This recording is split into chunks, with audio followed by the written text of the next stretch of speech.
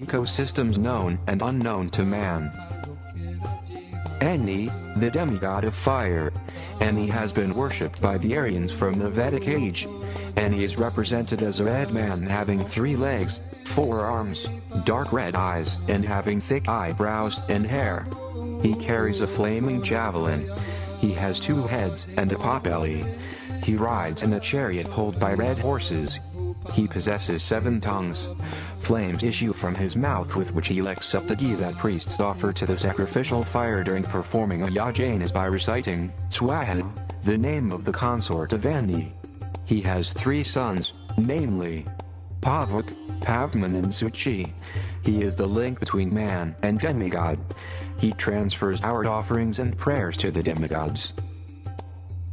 Lords of the planets.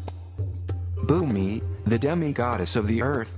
She is the control for crop growth, mountain ranges, quakes and other phenomena. Surya, the sun god, depicted on a chariot drawn by many horses. Chandra, the moon demigod. Chandra is also known as Soma, moon, and is identified with the Amrita, the elixir of immortality. He is represented as a copper-colored man and rides on a 3-wheeled chariot, which is drawn by an antelope. He normally has 2 hands, one carrying a mace and the other in boon-giving position.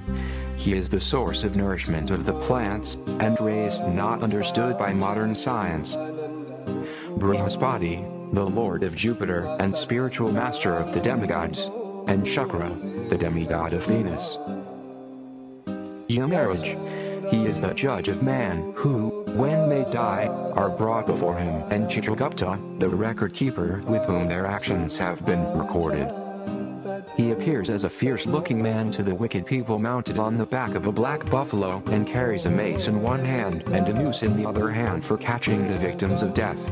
To the virtuous people, he appears like Vishnu, with a charming smile and lotus-like eyes. Sacrifice in this age.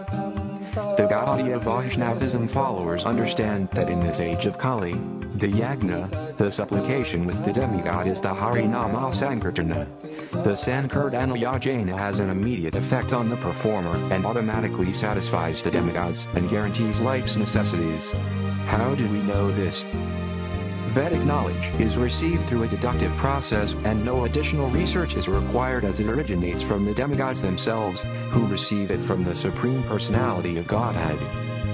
A commentary on the Vedas, the Bhagavata Purana, descended as follows.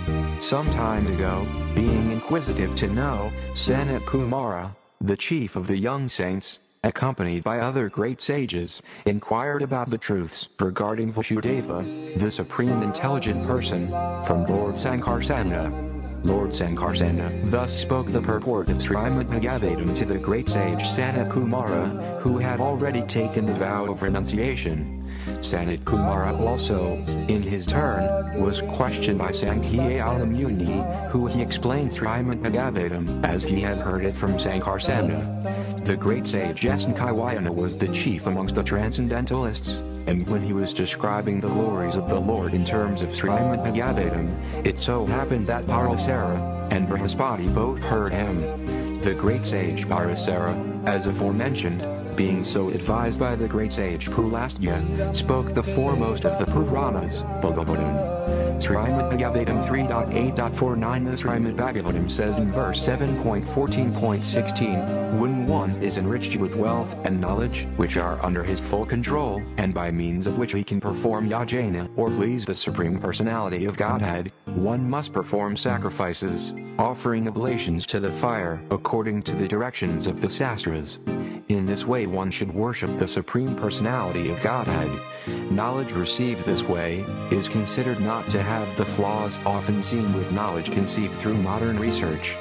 Both the Vedas and a commentary descended by this process and the Kali Santarana Upanishad, text taken from the Black Yajurveda, it is said, O Lord, how will all the living entities be able to deliver themselves from the most degraded age of Kali, which is about to begin?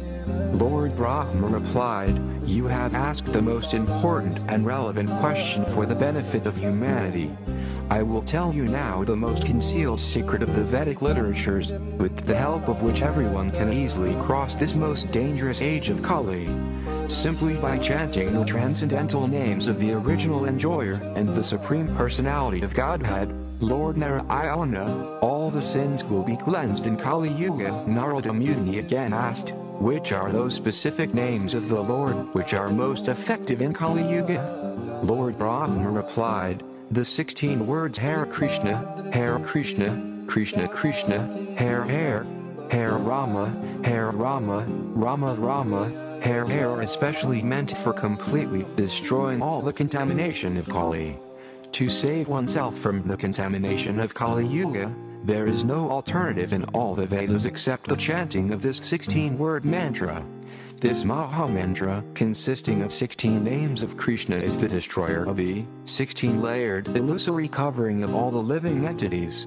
Only when the coverings are destroyed, Lord Krishna, the Supreme Personality of Godhead, will appear in the heart of the living entities, just like the sun appears with full intensity when the clouds are removed. Srila Narada again inquired from the Lord Brahma, what are the procedures and rules for chanting this Maha Mantra? Lord Brahma replied, there are no rules and regulations to chant this Maha Mantra. It should be chanted always irrespective of whether one is in a pure or impure condition. By chanting the Maha Mantra, one becomes quickly purified from all sins accumulated due to rejecting all of one's duties in our past lives. Thus the Hare Krishna Maha Mantra is the only means of thoroughly and immediately purifying oneself in Kali Yuga.